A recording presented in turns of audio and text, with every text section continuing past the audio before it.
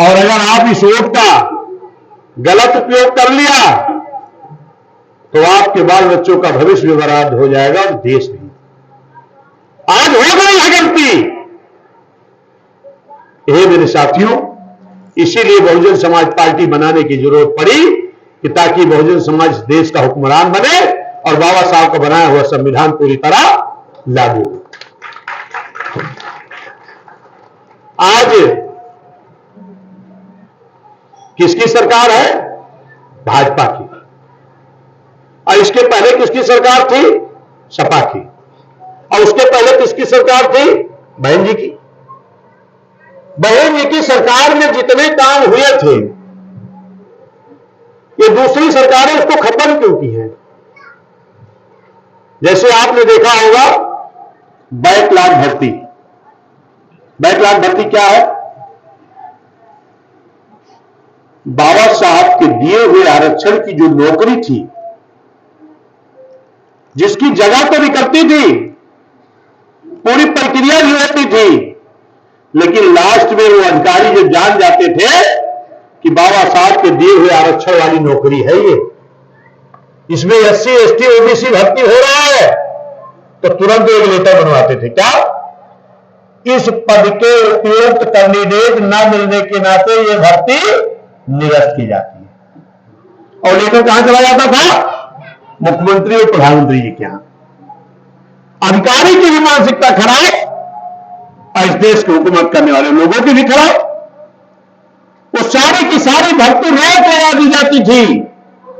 इसीलिए मैंने उसका नाम रखा मेरी सरकार के बैक में लॉक की गई नौकरी को जांच करा करके मैंने उसका नाम दिया है बैकलॉग भर्ती। बैक में लॉक की गई नौकरी का नाम रखा बैकलॉग भर्ती। हे मेरे साथियों, जब यूपी में मान्या बहन जी ने जांच कराई तो कई लाख भर्ती निकली, तो क्या पूरे देश में तो करोड़ों होगी। आज मेरा नौजवान रोजगार को यह भटक रहा है और ये सरकारें बाबा साहब के दिए हुए आरक्षण की नौकरी को रोक लगा के बैठी है। मान्य बहन जी ने जांच कराया और कई लाख भर्ती उत्तर प्रदेश की गवर्नमेंट में बहन जी ने भरने का काम किया। काफी भर्ती और बची हुई थी अभी, लेकिन सरकार किसकी आ गई? बहन जी के बाद किसकी आ गई? समाजवादी की। मुख्यमंत्री कौन थे? कौन थे? किस समाज के? बैकवर्ड। और भर्ती किसकी हो रही? SC ST OBC भर्ती भी बैकवर्ड की हो रही। बैकवर्ड का मुख्यमंत्री भी है, उसके बाद भी बैकवर्ड की भर्ती आपकी बैकवर्ड का व्यक्ति रोक लगा देता है। क्यों? किसके कहने से? यह आपको समझने की जरूरत है। बैंक ने ठेकेदारी ने आरक्षण दिया, हमारा SC ST का नौजवान बेरोजगार घूम रहा है, ठेकेदारी में टेंडर नहीं डाल पा रहा। अरे धन्य है मान्य बहन जी, उन्होंने आरक्षण दे दिया। चाहे HCL सिंचाई विभाग का हो, चाहे PWD का हो, चाहे बिजली विभाग का हो।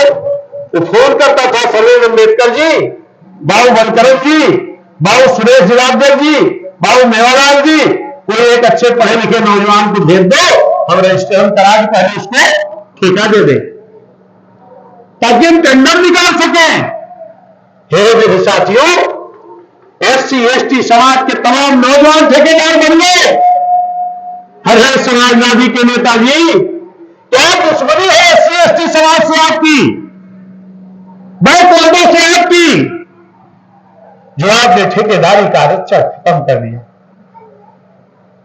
अरे आपको अगर इतनी घेरा है SC ST के लोगों से, तो आप बैकवर्डों को भी आरक्षण दे दिए होते माननीय अखिलेश यादव जी। यादव भी तो बैकवर्ड है, पाल, मौर्य, प्रजापति, विश्वकर्मा, नाई, लोहार, कुंगी, पटेल, इनके भी ठेकेदार नहीं है। माननीय समाजवादी के नेताजी, आपने बैकवर्डों को आरक्षण नहीं दिया, क्या दुश्मनी है SC ST के लोगों से जो आपने उनका आरक्षण खत्म कर दिया? समझ में आ रहा है कि नहीं? ये भाषण नहीं है, तो समझने की जरूरत है। तब हुकूमत कर पाओगे। बैकलाट की भर्ती किसने रोका? जोर से बोलो। समाजवादी ने। जोर से बोलो। ठेकेदारी का आरक्षण किसने खत्म किया? प्रमोशन का आरक्षण का बिल किसने भरवाया? तमाम अधिकारियों का, तहसीलदार से एसडीएम, डिवाई एसपी से एसपी, इनको बैठ करके उसी तहसील उसी जिले में अपमानित करने का काम किसने किया? और माननीय रहेंगे ने जहां पर उत्तर प्रदेश के पूरे विकास के लिए बड़े बड़े जिलों को छोटा बनाया। जैसे आपका जनपद सुल्तानपुर बहुत बड़ा था, भाई जी ने 4 विधानसभा काट के नया जिला बनाया ना। और जिले का क्या नाम रखा? छत्रपति साहू जी महाराज नगर। कुर्मी पटेल समाज के लोगों जरा गौर करो इस बात पर। छत्रपति साहू जी महाराज कुर्मी पटेल समाज में जन्मे, बैकवर्ड समाज में जन्मे, आरक्षण के जनक, बहुजनों के मसीहा के नाम से बहन ने जिला रखा। बैकवर्ड में समाज में जन्मे महापुरुष का, और उनका नाम किसने बदला? बैकवर्ड के मुख्यमंत्री ने। कितनी विडंबना है यादव जी कि बैकवर्ड के नाम से माननीय बहन जी आरक्षण के जनक छत्रपति साहू जी महाराज के नाम से जिला बनाती है, और एक बैकवर्ड के मुख्यमंत्री जी उस जिले का नाम बदल देते। माननीय बहन जी ने पूरे प्रदेश में कई जिला बनाया, किसके नाम रखा? छत्रपति साहू जी महाराज नगर, डॉक्टर भीमराव अम्बेडकर नगर, भीम नगर, माननीय कांशीराम साहब नगर, रमाबाई अम्बेडकर नगर, ज्योतिबा फूले नगर, सावित्रीबाई नगर, संत रविदास नगर, संत कबीर नगर। ये सब कौन थे? सब कौन थे? जोर से बोलो। इतना तेज चिल्ला रहे कभी नहीं जोर बोल सकते। ये महापुरुषों में जन्मे हमारे संत गुरु महापुरुष थे। अगर हमने इस प्रदेश के विकास के लिए जनपद बनाया तो क्या उस जनपद का नाम कोई और रखेगा? किसने रखा? बहन जी ने। आज माननीय अखिलेश यादव जी बड़ा रोना रोते हैं। क्या? अरे मैं बैकवर्ड का था, शूद्र का था, इसलिए मेरी कुर्सी बुलाई गई। बोलते हैं ना, अरे कौन से बैकवर्ड शूद्र के हो मेरे भाई? मैं तो शूद्र कहता नहीं, क्योंकि बाबा साहब के संविधान में SC ST OBC लिखा है।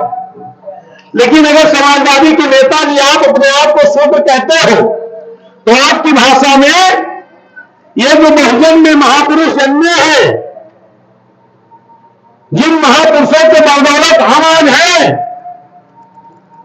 वो महापुरुष अगर SC ST OBC समाज के हैं तो आपकी भाषा में वो शूद्र समाज के हैं। और आप भी अपने आप को डेली कहते हैं मैं शूद्र हूं, शूद्र हूं। अगर आप शूद्र समाज के आते हैं तो शूद्र समाज में जन्मे महापुरुषों का नाम बदल करके उनको अपमानित करने का काम क्यों किया? है सवाल खड़ा होता है। किसके कहने से किए हो? ये मेरे साथियों, जहां पर महापुरुषों का नाम बदल करके उन महापुरुषों को अपमानित करने का काम किए हो, वहीं पर उन महापुरुषों को मानने वाले लोगों का भी अपमान करने का काम समाजवादी ने किया है।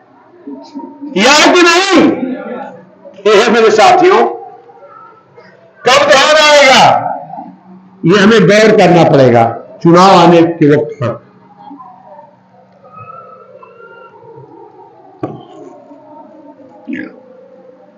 और ये भारतीय जनता पार्टी 14 तक किसकी सरकार थी?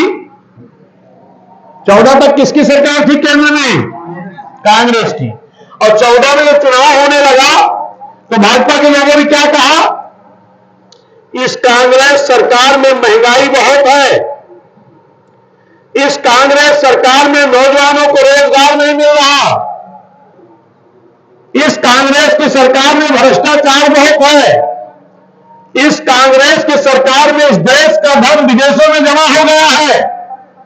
हम आएंगे, महंगाई कम करेंगे, हम आएंगे 2 करोड़ नौजवानों को रोजगार देंगे, हम आएंगे भ्रष्टाचार मिटाएंगे, हम आएंगे काला धन विदेश से लाकर सबके खाते में भरेंगे, बांट देंगे।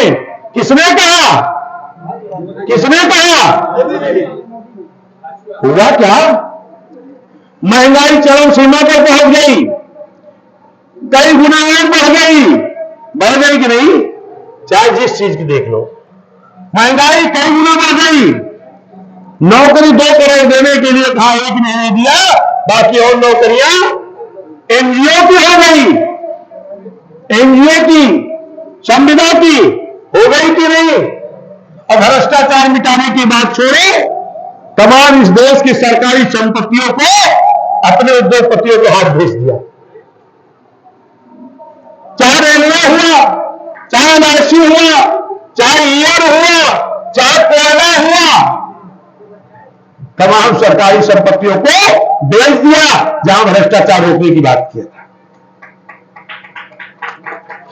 और काला धन विदेश के लाने की तो बात छोड़ो, उसकी तो सूची भी नहीं दे पाए किसका गया है। अलग से साथियों, मेरे देश का तमाम पैसा बड़े बड़े गुजराती लेके फरार हो गए।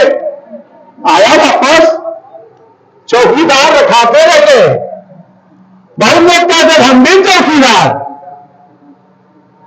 आया धन जो गया पता लगा कहां चला गया। तो ये 14 में क्या नारा दिए भाजपा के लोग? अच्छे दिन लाएंगे, कांग्रेस मुक्त भारत बनाओ। किसने कहा था? भाजपा ने, और जनता ने बना दिया। और जब बना दिया तो ये भाजपा के लोग कांग्रेसों को बाप निकले, चाहे महंगाई के मामले, चाहे भ्रष्टाचार के मामले, चाहे कालाधन लाने की छोड़ो, चला गया। अब कांग्रेस थी तो भाजपा के लोगों ने 37-38 दल इकट्ठा किया और इकट्ठा करके कहा इस कांग्रेस को हटाओ, कांग्रेस मुक्त भारत बनाओ। अब ये कुछ दिन अपन कांग्रेस के 50-55 साल पूरा देश कब्जा कर रही, अब इनका तरफ होगा कुछ दिन, तब ये क्या कहता है? भाजपा वाले दिन 3 बताए ना, अब कांग्रेस वाले क्या कहता है? इन्होंने 26-27 दल इकट्ठा किए हैं। अब ये कहता है भाजपा हटाओ। भाजपा क्या कह रही? कांग्रेस हटाओ। मतलब 75-76 साल बीत गया, हम यही करेंगे क्या? माननीय कांशीराम साहब ने क्या कहा था, याद है? एक सांपनाथ और दूसरे नागनाथ, ये दोनों मौका पाएंगे तो हमारा नुकसान ही करेंगे। और हम क्या करते हैं? भाजपा ने कहा कांग्रेस हटाओ, उसको हटा दिए। अब कांग्रेस कह रही भाजपा हटाओ। अरे हम कह रहे हैं मेरे भाइयों, होश में आ जाए। आज 75-76 साल इन दोनों को राज करते हो गया। आप नारा दे दो, कांग्रेस हटाओ और भाजपा हटाओ और बहुजन समाज युक्त शासन अपना लाओ।